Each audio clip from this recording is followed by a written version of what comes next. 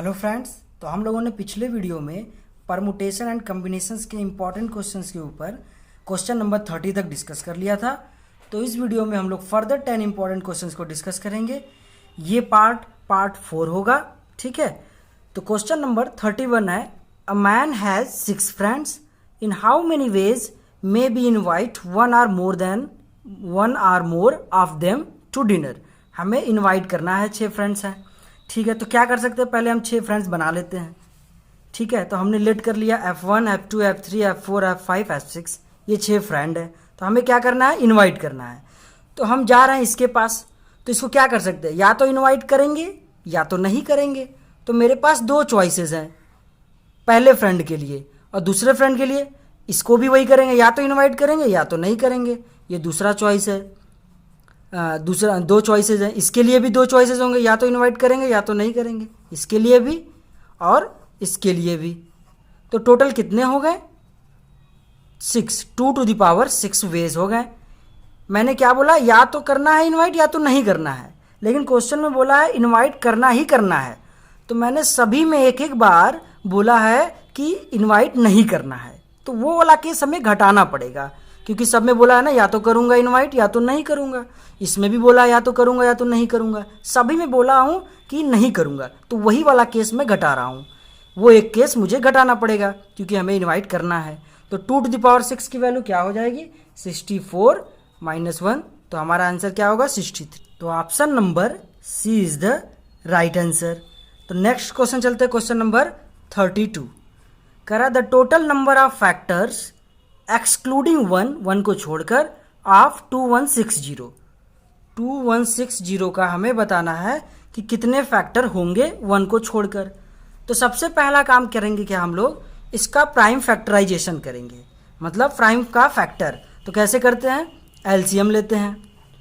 2160, तो 2 कितनी बार आया है, 1 2 3 4, तो लिखेंगे 2 टू द पावर 4 इंटू 3 कितनी बार आया है, 3 टाइम्स, तो 3 टू द पावर 3 इंटू 5 कितनी बार आया, 1 टाइम्स। तो ये ठीक है। तो सबसे पहला काम क्या है, हमको प्राइम फैक्टराइजेशन करना है। ये सब प्राइम नंबर है, ठीक है। अब फिर क्या फार्मूला होता है, total number of factor is equal to, जो भी हमने प्राइम फैक्टराइजेशन किया है इन सब का पावर जो भी है उनमें ऐड कर दीजिए, 1 को ऐड कर दीजिए, ठीक है। इसमें भी और इसमें भी 1 ऐड कर दीजिए। 1 ऐड करने के बाद सब में क्या करना है, मल्टीप्लाई कर देना है, बस यही फार्मूला ही है।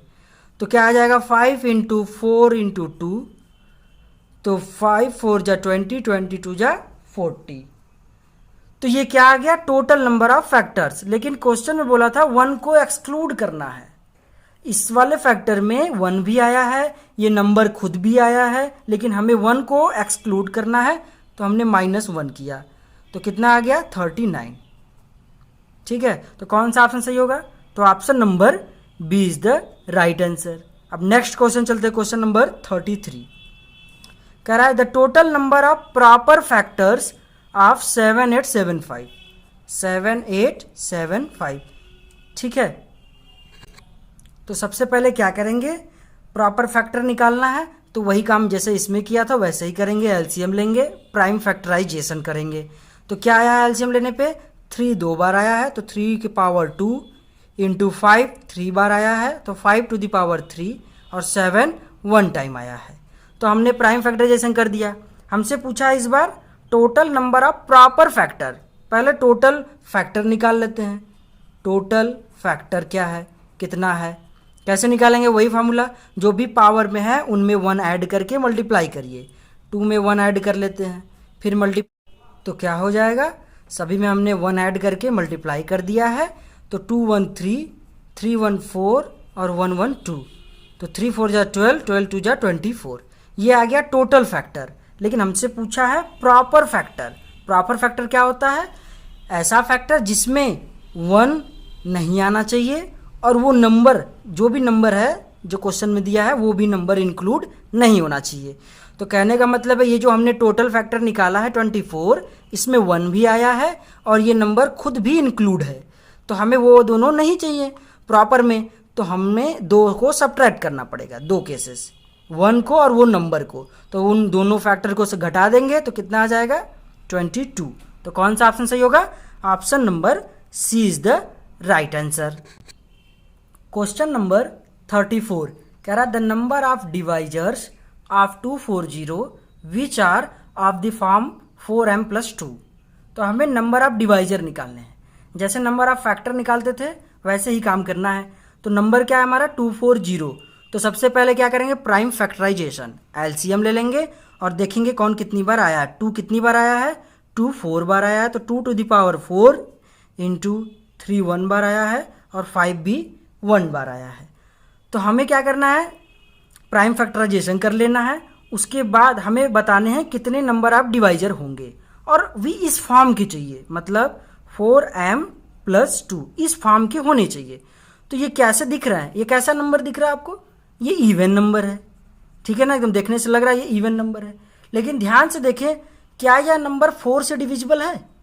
नहीं, 4 से डिविजिबल नहीं है। क्यों? अगर हम कहते 4m, ये 4 से डिविजिबल है, हाँ ये 4 से डिविजिबल है, लेकिन 4m+2 4 से डिविजिबल नहीं है। ये 2 क्या है? ये रिमाइंडर बच जा रहा है, ठीक है। तो मतलब 4m+2 एक इवन नंबर है लेकिन 4 से डिविजिबल नहीं है। तो उस केस में क्या करेंगे, हमें इवन नंबर चाहिए होगा और 4 से डिविजिबल नहीं चाहिए होगा। तो हमारे पास 2 जो है 4 बार है ना, तो 2 टू द पावर 4 लिखा है, इसको कैसे कैसे लिख सकते हैं, क्या क्या तरीके हो सकते हैं? 2 to the power 0, 2 to the power 1, 2 to the power 2, 3 और 2 टू द पावर 4 तक ही जा सकते हैं। क्या इसे ले सकते हैं? नहीं ले सकते। क्यों? क्योंकि ये ऑड नंबर है। 2 टू द पावर 0 1, हमें कैसा चाहिए इवन। 2 टू द पावर 1 हो सकता है ले सकते हैं, ये इवन नंबर है ना। 2 टू द पावर 4 ये भी इवन नंबर है, लेकिन ये जो है 4 है, 4 से डिविजिबल हो जाएगा, हमें 4 से डिविजिबल नहीं चाहिए। तो मतलब ये नंबर नहीं ले सकते, ये भी नहीं ले सकते, ऑड है। और ये 2 टू द पावर 3 8 आ जाएगा, 8 तो 4 से डिविजिबल है तो ये नहीं ले सकते। ये भी 4 से डिविजिबल है तो ये भी नहीं ले सकते। हमें कैसा लेना है कि 4 से डिविजिबल नहीं होना चाहिए और इवन होना चाहिए। तो ये है, ये इवन भी है और 4 से डिविजिबल भी नहीं है। तो मतलब मेरे पास केवल एक तरीका है, ये एक ही तरीका दिख रहा है लेने का। तो कैसे लिखेंगे? Number of divisor, number of divisors. तो इसमें से कितने तरीके आए? केवल एक तरीका आया, ठीक है, इनटू। अब इसमें इन दोनों में कुछ ज़्यादा ध्यान नहीं देंगे, जैसे हम लोग पिछले क्वेश्चन में करते थे पावर वाला। तो क्या करेंगे 1 में 1 ऐड करके और 1 में 1 ऐड करके। अगर ये नहीं समझ में आया कैसे है तो वैसे समझ लीजिए। 3 टू द पावर 3 पावर 1 लिखा है तो क्या लिखेंगे 3 to the power 0, 3 to the power 1। कितने तरीके हैं? 2, तो वही हमने लिखा है 2। इसी तरह 5 पावर 1 है तो क्या लिखेंगे 5 to the power 0, 5 to the power 1। कितने तरीके हैं? 2, तो ये ऐड करने पे 2 आएगा। तो इसी को सॉल्व कर लेंगे तो 2 इंटू 2 4 आ गया। तो कितने डिवाइजर हो गए? 4। तो कौन सा ऑप्शन सही होगा क्वेश्चन नंबर 34 के लिए? Option number A is the right answer. Question number 35 कह रहा how many different digit number can be formed from the number 2233558888। ठीक है, इन्हीं नंबर से हमें बनाने हैं। Rearranging it's digits so that the odd digits occupy even position. Odd digits occupy even position. तो ऑड डिजिट है क्या? पहले ऑड वाले इसमें क्या है? 3 है, 3 2 बार है, 5 भी है, 2 बार है। तो हमने ऑड डिजिट लिख लिया। तो बचे कौन कौन? बचे हैं 2 2 8 8 8। हमें इन्हीं डिजिट्स के हेल्प से हमें नंबर बनाने हैं। तो टोटल कितने हैं? 1 2 3 4 5 6 7 8 9। तो हम लोग पोजीशन बना लेते हैं 3 4 5 6 7 8 9। इसने बोला है कि ऑड डिजिट जो है वो इवन पोजीशन पे आने चाहिए। इवन पोजीशन इसमें कहाँ है? ये सेकंड वाला, 4th 6th 8th, ये सब इवन पोजीशन है। तो इवन पोजीशन पे ऑड वाले आने चाहिए। तो ऑड में कितने हैं? 1 2 3 4। तो 4 ऑड हैं और उनके लिए 4 जगह भी है। तो कितने प्रकार से? फैक्टोरियल 4 टाइप से अरेंज कर सकते हैं। अब ध्यान से देखें तो इन चारों को हमने 4 जगह पे अरेंज किया तो इनमें नंबर्स कुछ सेम है। 3 2 बार आया है तो हमें फैक्टोरियल 2 से डिवाइड करना पड़ेगा। 5 भी 2 बार आया तो हमें फैक्टोरियल 2 से डिवाइड करना पड़ेगा। तो हमने ऑड को बिठा दिया। अब कितने प्लेसेस बचे हैं? 1 2 3 4 5 प्लेसेस बचे हैं और हमारे पास 5 नंबर भी हैं, 1 2 3 4 5। तो इनको कितने प्रकार से अरेंज करेंगे? फैक्टोरियल 5 वेज से, क्योंकि 5 प्लेसेस है और 5 डिजिट्स हैं। तो इसमें भी ध्यान से देखें तो 2 बार आया है, 2 बार आया है, इसलिए फैक्टोरियल 2 से डिवाइड। 8 3 बार आया है तो फैक्टोरियल 3 से डिवाइड करेंगे। अब बस इसी को सॉल्व कर लेंगे, हमारा आंसर आ जाएगा। फैक्टोरियल 4 की वैल्यू 24 और 2 2 जा 4। फैक्टोरियल 5 की वैल्यू 120 और ये फैक्टोरियल 3 की वैल्यू 6, 6 2 जा 12। तो क्या आ जाएगा?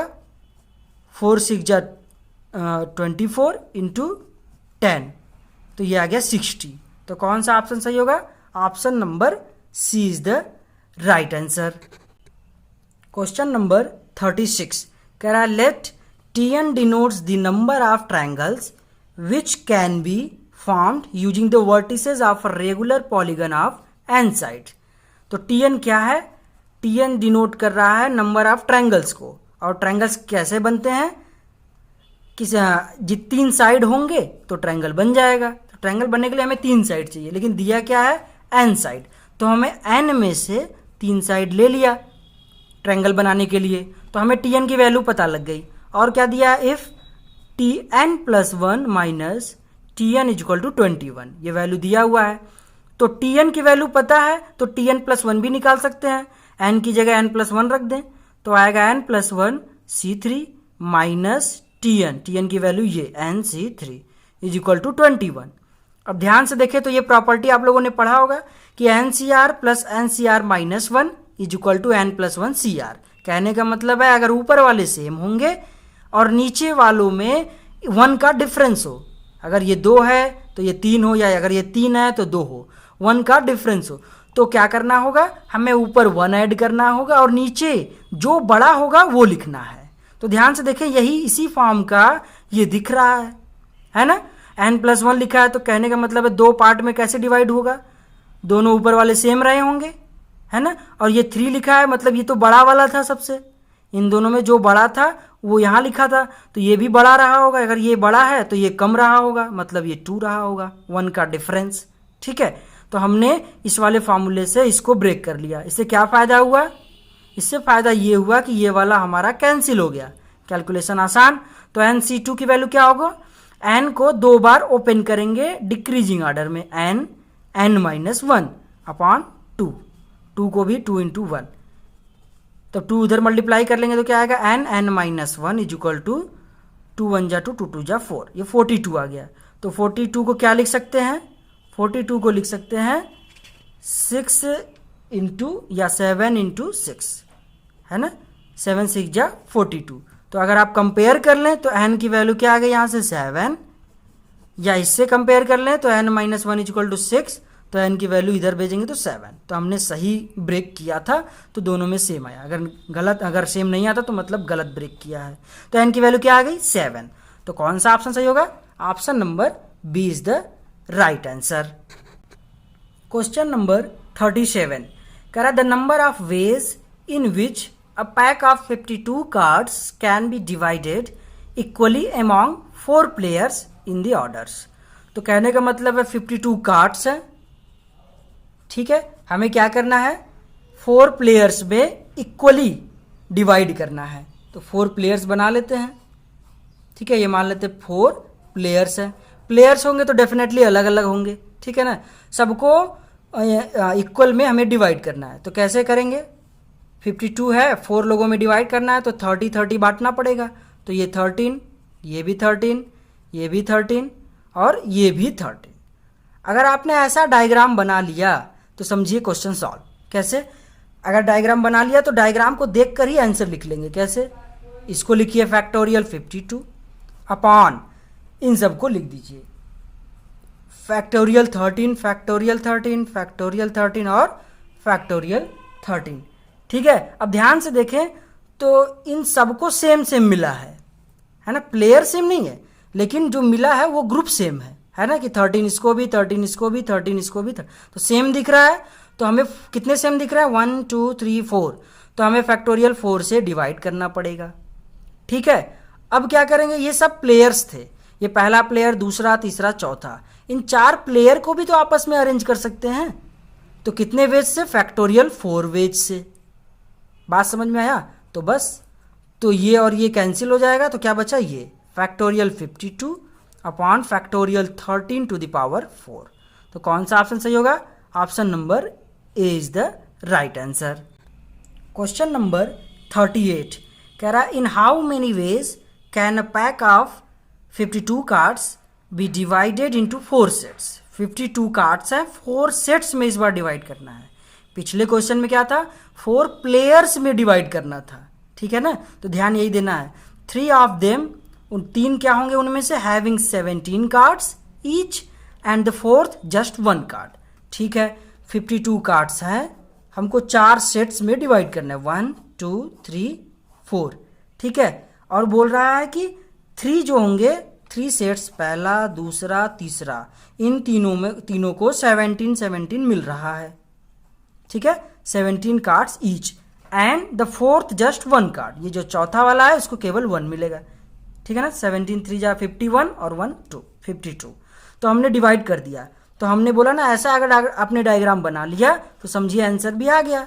तो कैसे? फिगर को देखकर लिख देना है, फैक्टोरियल 52 अपॉन फैक्टोरियल 17, फैक्टोरियल 17 और ये फैक्टोरियल 17 और ये भी फैक्टोरियल 1, ठीक है। और इनमें क्या दिख रहा है? ये 3 हमें सेम दिख रहे हैं, ठीक है ना। जैसे पिछले क्वेश्चन में सभी सेम दिखे थे तो फैक्टोरियल 4 से डिवाइड किया था, तो ठीक वैसे इसमें 3 सेम दिख रहे हैं तो फैक्टोरियल 3 से डिवाइड करेंगे, ठीक है। अब पिछले क्वेश्चन में प्लेयर्स थे तो इन प्लेयर को भी हमने आपस में अरेंज कर दिया था, लेकिन इस क्वेश्चन में प्लेयर्स नहीं है, ये बस सेट है, तो हम इनको आपस में अरेंज नहीं करेंगे। प्लेयर्स रहते जो कि वो डिफरेंट टाइप के प्लेयर थे, डिफरेंट थे, तो उनको मैंने फैक्टोरियल 4 से अरेंज किया था, लेकिन इसमें करने की ज़रूरत नहीं है, ठीक है, क्योंकि ये सेट्स हैं, ग्रुप हैं। तो बस यही हमारा आंसर हो गया। अगर आप अच्छे से लिखे तो फैक्टोरियल 52 अपॉन फैक्टोरियल 17 का क्यूब और ये फैक्टोरियल 3 और फैक्टोरियल 1 की वैल्यू 1। तो ऑप्शन मैच करा लेते, कौन सा ऑप्शन सही होगा? Option number A is the right answer. Question number 39 कह रहा है the total number of ways in which 30 mangoes can be distributed among 5 person. तो कितने मैंगोज हैं? 30 मैंगोज हैं, हमें कितने लोगों में बांटना है? 5 लोगों में बांटना है। तो इस टाइप के क्वेश्चन को कैसे करते हैं? इस टाइप के क्वेश्चंस को हम लोग पार्टीशन मेथड से करते हैं, ठीक है ना। क्या कितने लोगों में बांटना है? 5 लोगों में। मान लेते हैं पहला बंदा, दूसरा, तीसरा, फोर्थ और फिफ्थ, ये 5 बंदे हैं, इन्हीं में हमको 30 मैंगोज को बांटना है। तो मान लिया इनको कुछ दे दिया, इनको दे दिया, इनको दे दिया, इनको और इनको, और सबको ऐड करेंगे तो कितना आ जाएगा? 30 आ जाएगा, मैंगोज आ जाएगा ना। तो हमने एक इक्वेशन बना लिया, ठीक है ना। तो इसको कैसे बांटेंगे 5 लोगों में? कितने पार्टीशन की जरूरत पड़ेगी?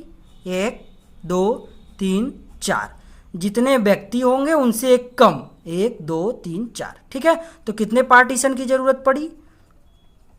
4 पार्टीशन की जरूरत पड़ी।